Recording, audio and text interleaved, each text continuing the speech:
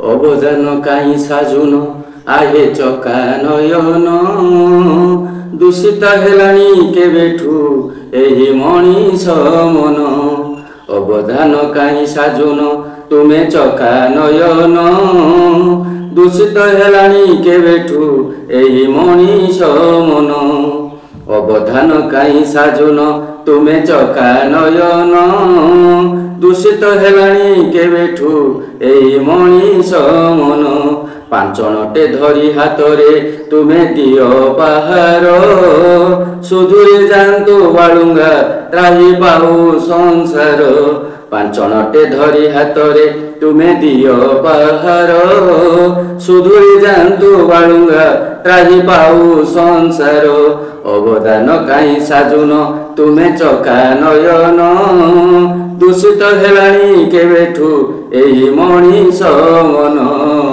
ଏହି ମଣିଷ ମନ। ଜୟ ଜଗନ୍ନାଥ ଜୟ ଜଗନ୍ନାଥ ଜୟ ଜଗନ୍ନାଥ। ଆଜି ପବିତ୍ର ରଥଯାତ୍ରାରେ ସମସ୍ତଙ୍କୁ ଶୁଭ ଅଭିନନ୍ଦନ। ତେଣୁ ଆସନ୍ତୁ ଏହି ଅବସରରେ ଭଗବାନଙ୍କର ଶରଣାପନ୍ନ ହେବା ଏବଂ ନିଜ ମନ ଭିତରୁ ନିଜ ହୃଦୟ ଭିତରୁ କଳୁଷ କାଳିମାକୁ ଦୂର କରି ପବିତ୍ର ମନୋଭାବ ନେଇ ସେ ଭଗବାନଙ୍କ ପ୍ରତି ସମର୍ପଣ ଭାବ ନେବା ଏବଂ ଆସନ୍ତୁ ଶୁଣିବା ଗୋଟିଏ ଛୋଟିଆ କବିତା ମୋର ଯାହାକି ଭାବ ନାହିଁ ଦୁର୍ବଳ ଯାତ୍ରା ଅବସରରେ।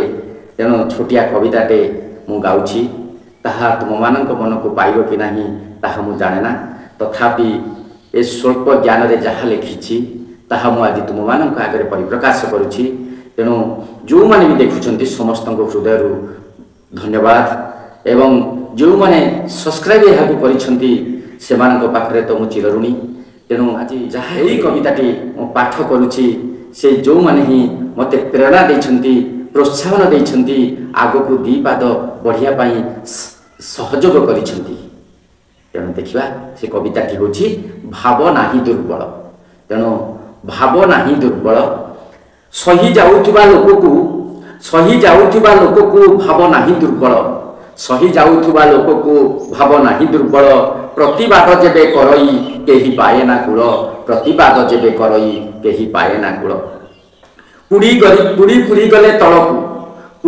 ଗଲେ ତଳକୁ ଏ ତ ନିୟତି ଖେଳ। କ୍ଷୀର ଉତୁରିଲେ ଚୁଲିକୁ ଜାଣି କଷୁଛୁ ବଳ। ବିପରୀତ ବୁଦ୍ଧି ଆସଇ ଯେବେ ବିନାଶ କାଳ।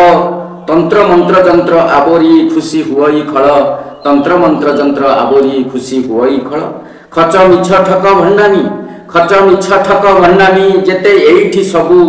ଧର୍ମ ଦୁଆର କଥାକୁ ଚେତି କରୁଥା ବାବୁ। ଧର୍ମ ଦୁଆର କଥାକୁ ଚେତି କରୁଥା ବାବୁ। ଉଚ୍ଚ ନିଚ ଧନୀ ଗରିବ ସବୁ ତା ପାଇଁ ଏକା। ଦଣ୍ଡ ଦେଲା ବେଳେ ଦେଖେନି କିଏ ରଖିଛି ଟଙ୍କା। ଦଣ୍ଡ ଦେଲା ବେଳେ ଦେଖେନି କିଏ ରଖିଛି ଟଙ୍କା। ଦଣ୍ଡ ଦେଲା ବେଳେ ଦେଖେନି କିଏ ରଖିଛି ଟଙ୍କା। ଧନ୍ୟବାଦ ସମସ୍ତଙ୍କୁ।